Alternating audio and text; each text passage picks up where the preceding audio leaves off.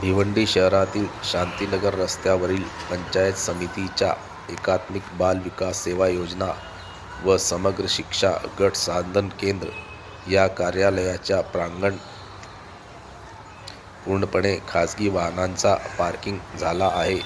तसेच सर्वत्र घाण व कचरा पसरलेला आहे. पंचायत समितीने याकडे लक्ष द्यावे अशी नागरिकांची मागणी आहे.